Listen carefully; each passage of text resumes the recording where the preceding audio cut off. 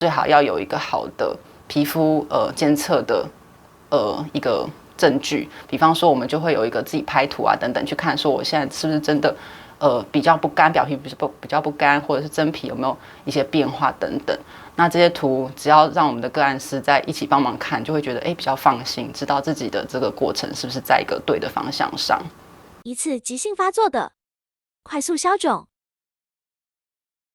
你当时是怎么开始肿起来的？那个时候是从脚先开始整个大红肿，然后过几天之后就发现就蔓延上来大腿啊，然后脖子啊、脸就整个肿起来了。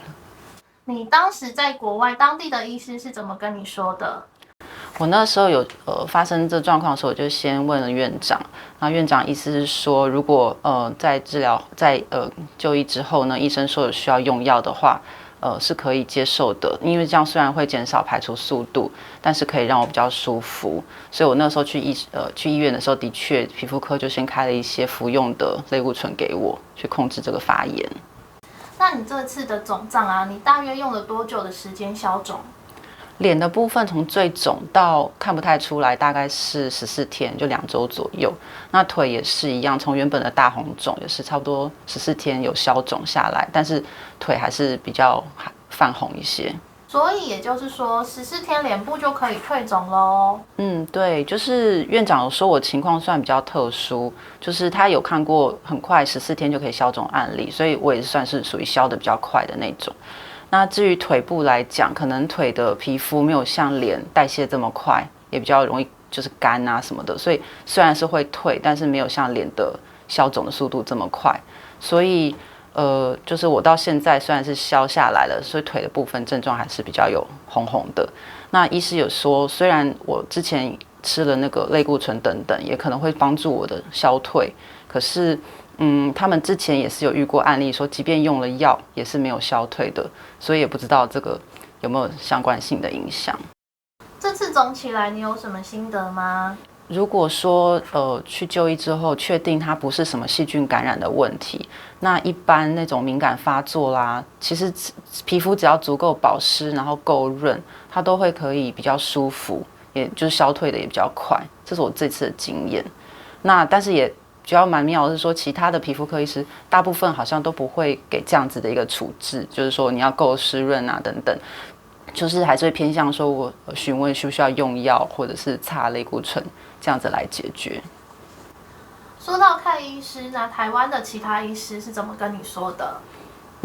因为我那时候家人看到我的腿还是非常发红，所以就帮我预约那个比较有名的医学中心去皮肤科看诊。那我第一次看这个主任的门诊的时候，他说，我的腿啊，因为看起来就看不出来是什么状态，所以他就要我先不要服用任何类固醇，也不要就是清水去洗它，然后也不要擦任何东西1个礼拜。他等到皮肤的就修复就复原到一定的真实样貌，他再回来找他看这样子。那我隔了1个礼拜再回去看，其实看起来还是就一片红红的，他还是看不懂。那我就跟他说，可是我的脖子啊跟我的手其实也是之前有发红的情形，我有用一些油去让它比较滋润，才比较舒适腿红。那是不是我腿可以这样用？因为我腿实在太干了，都脱皮。他就说 OK。可以同意椰子油，但是就是还是不要擦任何药或其他东西。那这样经过再1个礼拜再回去找他，他就觉得还是看不懂，因为腿还是一样就是红红的，虽然说可能中间有一些颜色的变化，但是还是看不出来这是什么原因造成，就无法诊断。所以，但是他有问我说，那这样的话需不需要就是吃药来控制这个发炎？但考虑说，因为我不会在台湾有比较长的时间，所以就暂时没有用药。那他也同意，就是让我自己再去慢慢让他自己复原这样子。只是最后他没有办法帮我诊断这是什么事情。那距离上次回诊之后到现在，其实我自己在家里面护理这样子，等于又多了1个礼拜的时间。那中间一样也没有服药，也没有擦药，就是单纯在腿部用一些就是食用油、安全产品这样子去加油加润。我觉得他现在状况来讲，就是整体退红，就是退了很多，只是当然没有像脸的速度这么快，所以我认为这个方向应该都还是正确的。脸啊跟脖子当时很肿吗？真的都没有擦药哦，那到底是怎么消肿的？那个时候真的超肿的，就是脸已经不是我原本的样子，然后还有流组织液，然后耳朵也会肿起来，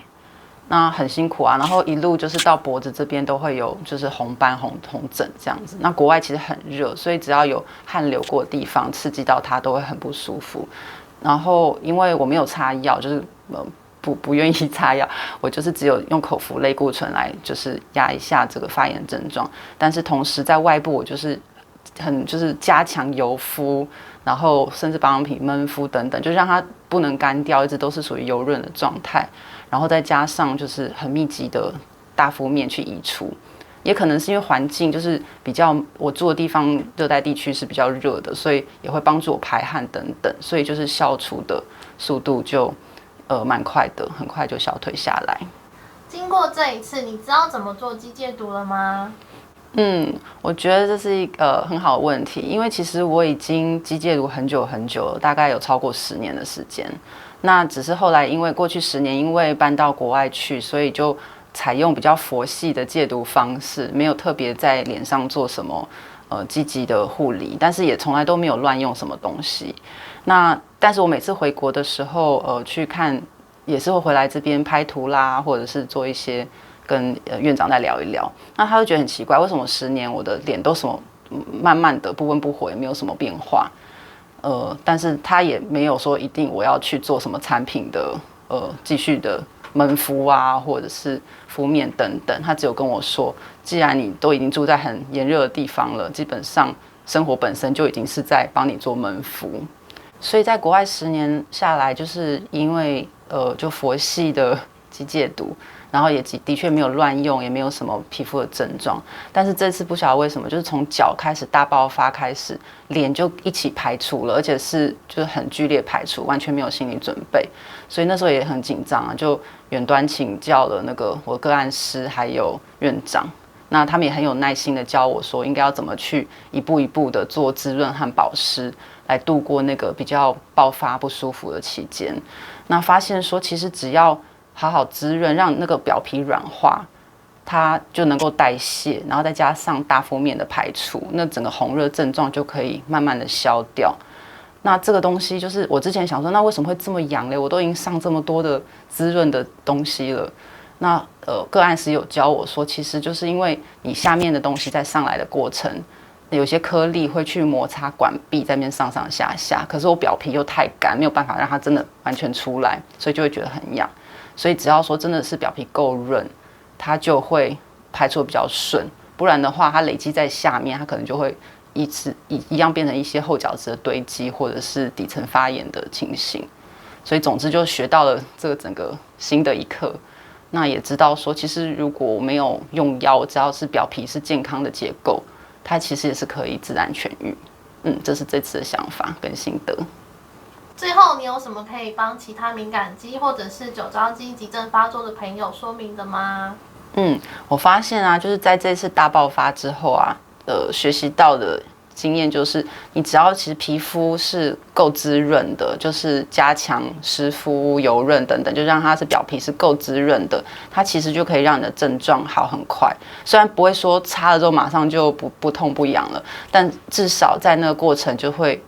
比较往舒服的方向前进，然后也会因为说你的表皮比较柔软，下面的一些代谢会比较顺利，所以那些什么红肿干痒的事情啊，就会比较快消退，